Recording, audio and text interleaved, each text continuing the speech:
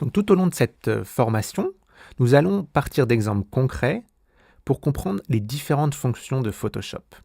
Donc dans cet exemple, une photo sous-exposée, c'est-à-dire une photo qui est un peu sombre, où l'exposition au moment de la prise de vue n'a pas été correcte, nous allons voir comment raviver un peu ces couleurs et retrouver des teintes un peu plus normales, on va dire.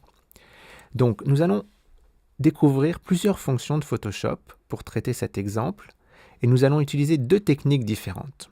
Donc la première, la plus intuitive, serait d'aller dans le menu Images, Réglages, et là on voit différentes fonctions de Photoshop, dont une nommée Exposition, qui semblerait la fonction idéale pour une photo sous-exposée. On a trois curseurs, dont le curseur Exposition, et si on rajoute un petit peu, on voit l'image qui d'un seul coup retrouve un peu de sa superbe. Attention à ne pas aller trop loin, car si elle est trop claire, on voit les nuages commencer à manquer de détails et ça serait dommage. Donc il faut vraiment s'arrêter au bon moment, bien contrôler le moment où vous vous arrêtez. Et vous avez un autre curseur qui est la correction du gamma qui agit sur le contraste de l'image. En l'augmentant, vous pouvez augmenter un peu le contraste selon votre goût. Vérifier vos réglages entre avant et après en cochant ou décochant la petite croix aperçue. Quand vous êtes satisfait, vous appuyez sur OK.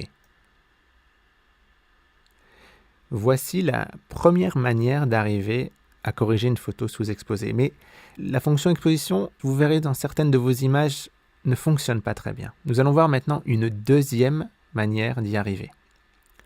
En appuyant sur CTRL Z ou pomme Z sur Mac, nous allons pouvoir annuler ce que l'on vient de faire.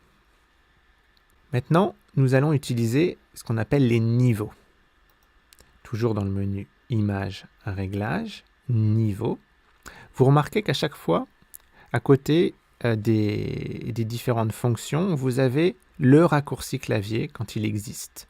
Si vous voulez aller plus rapidement, vous pourrez appuyer sur la fonction Commande L ou Ctrl L sur PC.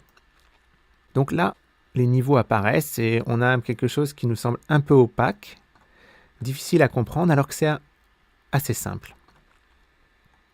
En fait, cette courbe représente les valeurs présentes entre les tons foncés, où il y a un petit curseur noir ici, ton clair, un petit curseur blanc, et un curseur gris qui représente les tons moyens. Ici, c'est le nombre d'informations. Plus la courbe est haute, plus vous avez d'informations. Donc on remarque qu'il y a beaucoup d'informations entre les tons moyens et les tons foncés, alors qu'il y en a très peu dans la deuxième partie entre les tons moyens et les tons clairs. Une image à peu près équilibrée, elle devrait s'étendre des tons foncés aux tons clairs.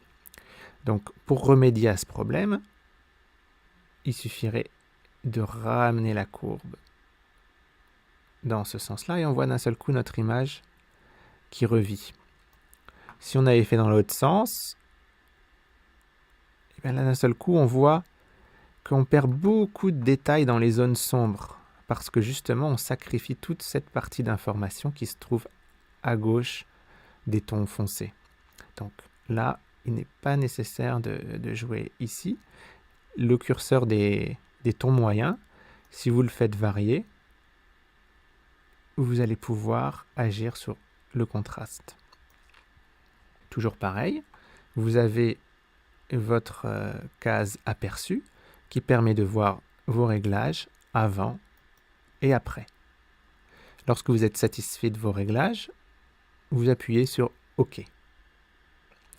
Vous pouvez toujours affiner l'image, affiner vos réglages avec la fonction luminosité contraste qui peut vous permettre de temps en temps de encore augmenter un peu de contraste.